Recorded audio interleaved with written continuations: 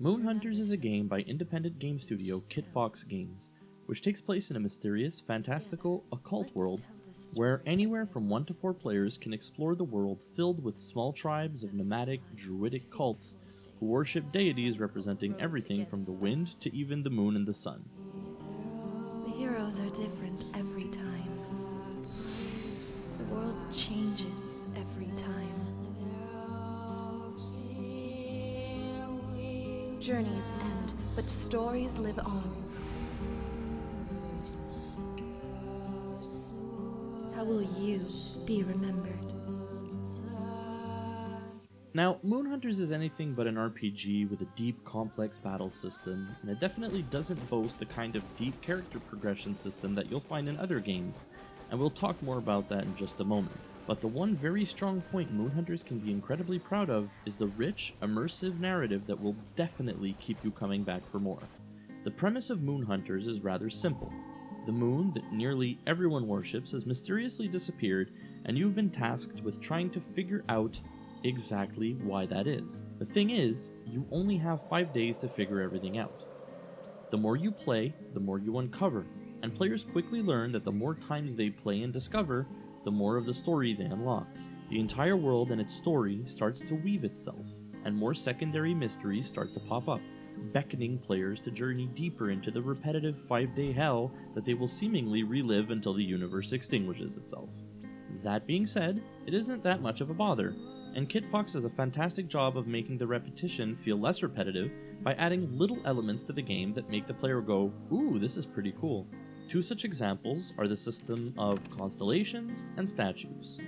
Constellations are a relatively benign feature of the game, despite the fact that they are presented as somewhat of a main feature, with there even being a handful of achievements associated to them. I can assume that the intended goal behind them is that whenever another feature is unlocked or a specific playstyle is used by a character while playing, it unlocks a specific constellation in the sky. Unfortunately, after having played for about 20 to 30 hours, most of those being spent with another player, the same 2 or 3 constellations would often appear post-game, and the accompanying flavor text lost its appeal after the second or third time you'd unlock a specific sign, as the descriptions have no real addition to the overall lore of the game. There was also absolutely no indication or hints on how to get other signs, how many there are in all, or even what other signs there might be available. Also, after unlocking certain regions or additional races of people in the game the first time around, we would still somehow often get messages in later playthroughs stating something along the lines of, "You have now unlocked a songstress, may play her as a character," even though we'd already unlocked her previously, which led to a little bit of confusion. Statues, on the other hand, are something the game does rather well, and it's a small detail that adds cute little volumes of flavor to the world. Walking through a village that you've walked through tens and even hundreds of times before, only to find a small statue this time that's been built in the honor of one of your past selves, is actually pretty awesome. And it makes it seem as though the fabric of time and reality itself within this world is literally doomed to repeat itself for potentially hundreds of years to come. You can also interact with statues and usually choose to either react in a positive or a negative way, sometimes even being able to completely destroy them altogether, allowing your current characters to gain traits and stats according to the choices that you've made.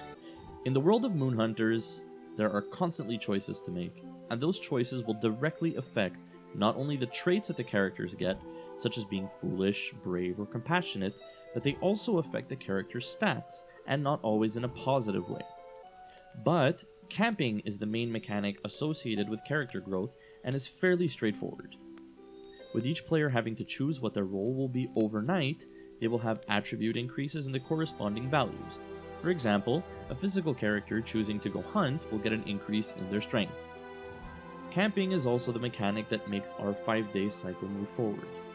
If for any reason the entire party is wiped out, they're sent back to camp and that day ends. Once players complete an area, they're also prompted to camp, which then also ends the day. In my playthroughs, this mechanic was at times somewhat of an annoyance, while also being visibly necessary. While I can understand the purpose of nearly forcing the players to make their way through the story, at times, on a really good playthrough when I was on a roll, I would rather have been able to continue playing and exploring so that I could uncover more secrets and lore, only to have the game tell me, "Yeah, sorry, no, you have to go to camp now and continue this endless cycle." Yeah, I was peeved at that more often than I'd like to admit. Now, while there not being too many bugs, there were a handful of other things I will nitpick on for just a minute. There were a couple of times where the narrative had both myself and the person I was playing with rather confused, which led to the wrong choice being made on a couple of occasions. A perfect example of this is what happened upon speaking to an NPC claiming that we're so strong that we should tie one hand behind our back. When presented with the options sure and two hands, we were under the impression that two hands meant no, I need both my hands, which led to the kid apparently tying both of their characters' hands behind their back, causing massive stat drops right before a final boss battle, which we then lost. While exploring, the lack of an option to see the entire map of the area currently being explored was also slightly irritating, as we would often be wondering if we'd properly scoured the level, and we would end up going right back to the beginning of the level and going through everything again to make sure that we had really explored everything, which added a lot more time than necessary to some of our playthroughs. And finally, the cutscenes would just cut out really abruptly, which was really off-putting, and often caught us off guard and led us to wonder if we had accidentally chosen to skip the cutscene. But anyway, with all of that out of the way, this game is not by any means a broken and buggy mess. Not only is the music in Moonhunters fantastic, but it is an incredibly beautiful game that has imaginative level art, but it is a game with a narrative that keeps on giving, and one with so many secrets to explore that I've yet to even find a fraction of them myself. Should you play this game? Hell yes. The positives strongly outweigh the small amount of negatives, and this is one game that will likely have many people in its grasp, trying to find every ending, every main NPC, every possible outcome, and yes, every possible constellation. Good hunting, and see you next time.